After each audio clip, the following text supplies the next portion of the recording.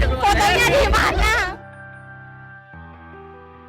Tak didampingi Teuku Ryan, Ria Ricis malah foto sama mantan. Kabar miring rumah tangga Ria Ricis dan Teuku Ryan pasca umroh bareng keluarga besar belum ada tanda-tanda mereda. Pasalnya hingga kini, baik Ricis maupun Ryan tak pernah tampil bersama. Teranyar, saat menghadiri pernikahan sahabatnya Sarah Kiel akhir pekan kemarin, Ricis untuk kesekian kalinya datang tanpa didampingi suaminya Teuku Ryan. Adik bungsu Okky Setiana Dewi itu hanya membawa putrinya Moana. Yang menarik, di sela-sela kehadirannya sebagai brideswoman pernikahan selebgram Sarah Kiel, Ricis sempat disinggung salah satu sahabatnya yang penampilannya belakangan ini terlihat lebih kurus dari sebelumnya. Benarkah penampilan kurus Ricis gara-gara rumah tangganya dengan Teuku Ryan dilanda prahara, seperti santer kabar beredar? Udah pakai kerudung dari kapan pakai kerudung? Cantik, cantik banget. Istiqomah ya, cantik banget. Cantik banget. Make up. Cantik banget. Ih kamu deh. Kamu kerusan ya? Kamu juga. Aku ya, karena aku emang dia.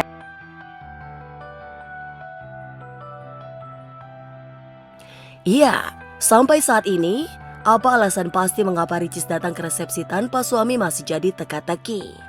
Namun, di tengah kabar perhara rumah tangganya dengan Ryan masih jadi sorotan, di acara pernikahan Sarah Kiel akhir pekan kemarin, sempat tersorot kamera bertemu akrab dengan mantan pacarnya Adit. Bahkan, berkali-kali sang mantan mencoba mendekati Ricis dan Moana. Assalamualaikum itu Pak. Assalamualaikum. Datang Pak. Tadi saya habis meeting. Itu tuh sepaket bridesmaidnya harusnya. Moana cantik. Salim Dokter Adit. Oh dia baru bangun tidur. Enggak sih, cuman iya rame banget, tuh nggak mau. rame banget ya, rame banget. Terus dari mana? Dari rumah, cuman ada beberapa pekerjaan yang harus diselesaikan. Apalagi kan dia juga udah kerja kan. Kerjanya double. Belum foto nih. Bentar ya Pak, saya ngurus anak Pak. Iya. Iya Dokter Adit. Di mana fotonya? Sekarang. Yuk, yuk. Come on, let's go.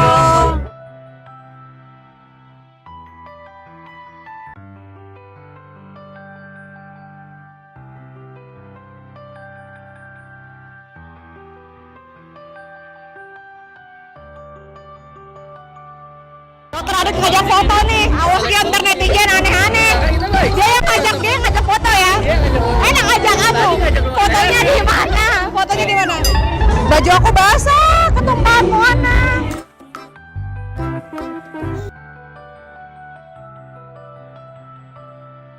Hingga saat ini, bagaimana status rumah tangga Ricis dengan Ryan memang masih berkalang misteri.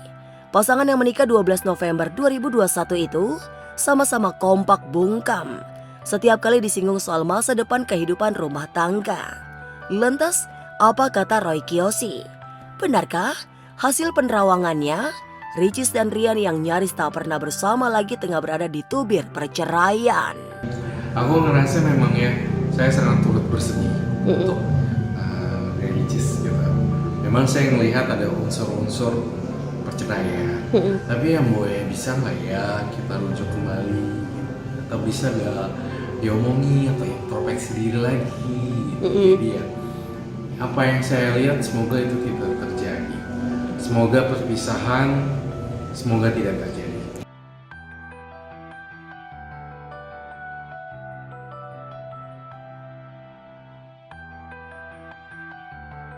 Kang Mus pensiun pimpin preman, banting setir dagang nasi. Sepi job stripping, Kang Mus preman pensiun alias Epy Kusnandar banting setir buka warung nasi di kawasan Kalibata, Jakarta Selatan. Tanpa gengsi dan ogah nganggur, Epy memilih untuk berdagang demi menyambung hidup. Pria asal Garut itu menjual ayam krama sambal dadak dengan aneka gorengan dan jajanan pasar. Sebagai pedagang, Epy dan sang istri Karina juga berbelanja sendiri semua bahan di pasar. hiduplah di dunia nyata, katanya, jangan di dunia sinetron.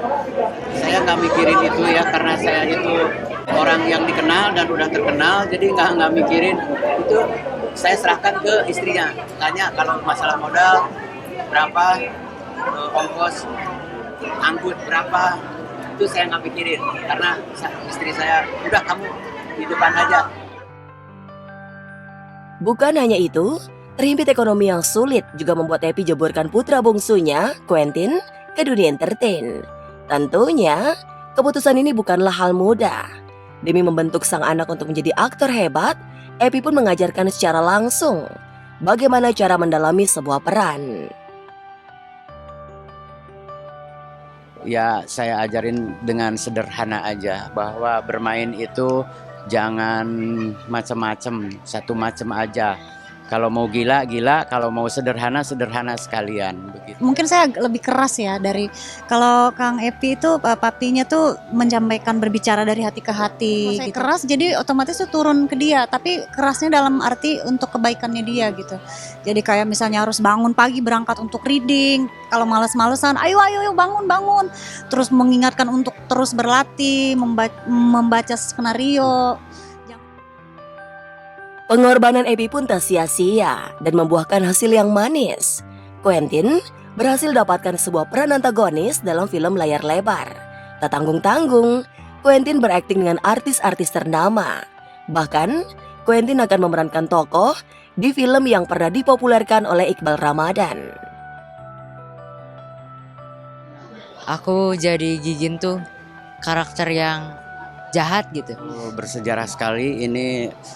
Saya ngelihat anak saya naik ke atas panggung, saya deg-degan, takut dia grogi, takut dia gemetar.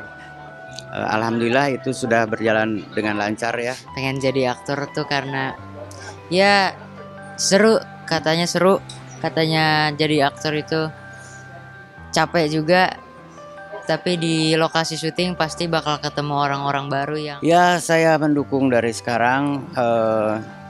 Mengumpulkan lahir batin tenaga ya, mengumpulkan dana. Kita mudah-mudahan orang tuanya sehat ya, sehat dan selalu diberi keberkahan.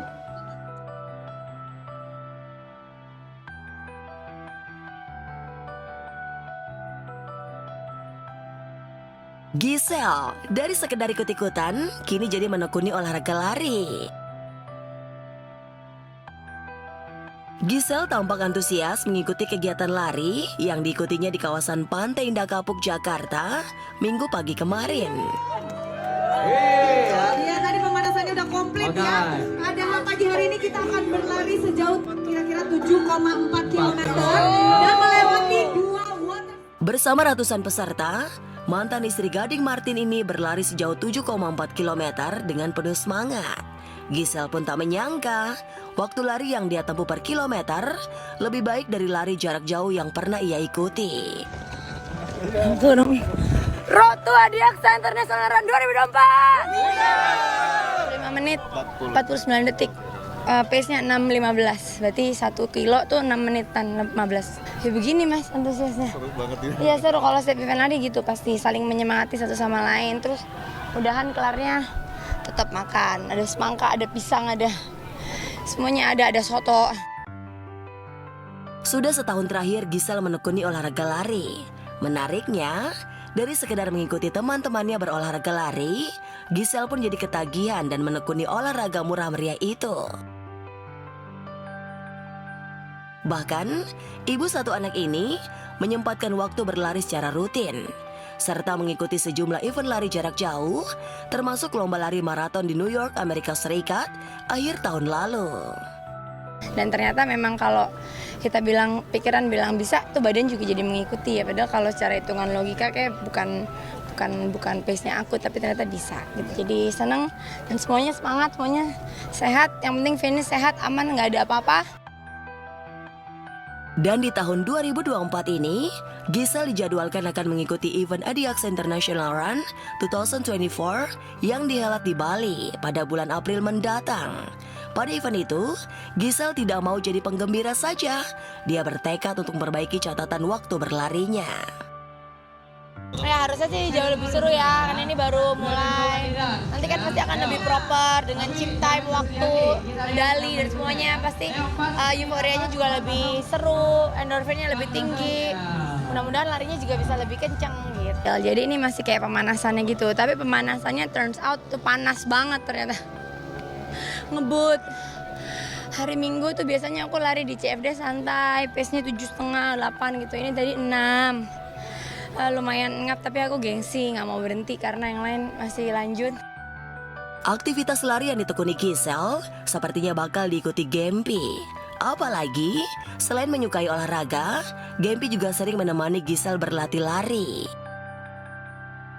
Tak hanya olahraga yang Gempi ikuti dari Giselle, gadis cilik berusia 9 tahun itu juga suka mengikuti fashion sang mama.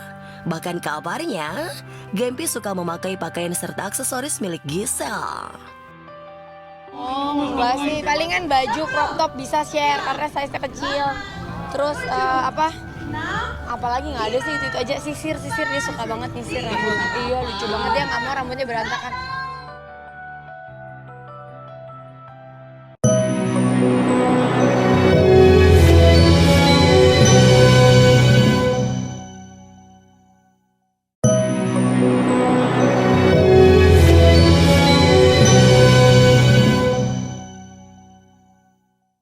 Ya nggak apa-apa, maksudnya jangan sampai penyakit itu bisa mendefine kita gitu kan, maksudnya terus bisa berkarya, terus bisa kerja walaupun. Efek kemo, Vidi alami tubuh menggigil sampai takikardia.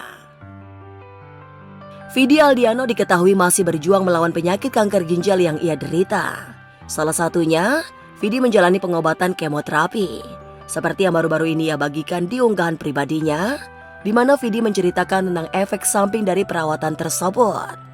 Vidi mengalami kondisi tubuh yang menyakitkan ia rasakan, seperti tubuh yang menggigil dan ngilu-ngilu. And today was I think it's an okay day karena semalam tuh sebenarnya gue agak lumayan dapat side effects dari kemo yang gue lakukan hari sebelumnya. Badan gue kayak menggigil semalaman dan kayak mulai ngilu-ngilu sebadan lagi gitu kalau kegesek sakit.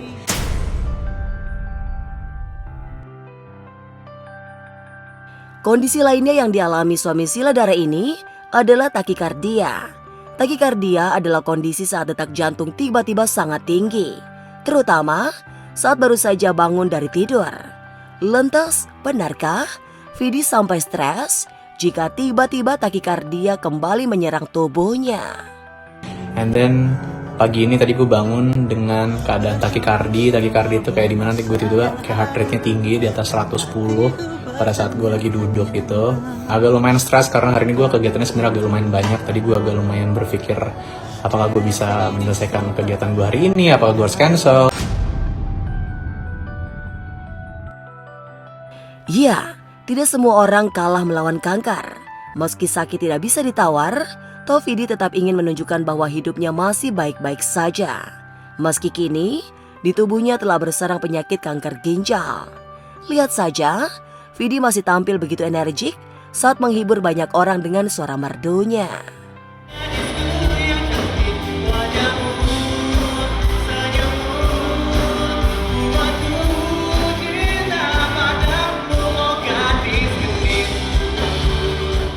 Iya, hari ini rasa lebih sehat daripada kemarin.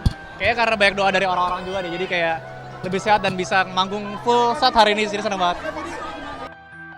Bagi banyak orang, ini sekedar tuntutan profesional Vidi sebagai penyanyi. Tapi setidaknya, bagi Vidi, ini yang bikin ia bahagia. Apalagi, menyanyi sembari ditonton banyak orang adalah obat ampuh untuknya. Ditambah kehadiran istrinya Sheila Dara dan keluarganya. Ini saya senang banget karena hari ini keluarga besar saya pada nonton. Karena kebetulan, oh hai mama, hai bunda, ayah, papa ada di sana. Halo, ada istri saya juga tercinta di belakang.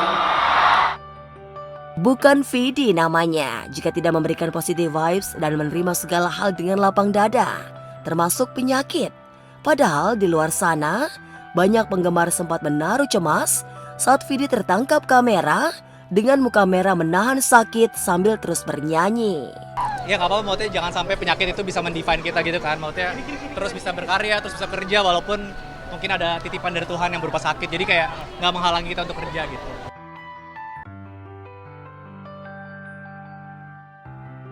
Gaya dada putri 50 meter ya. Ya betul.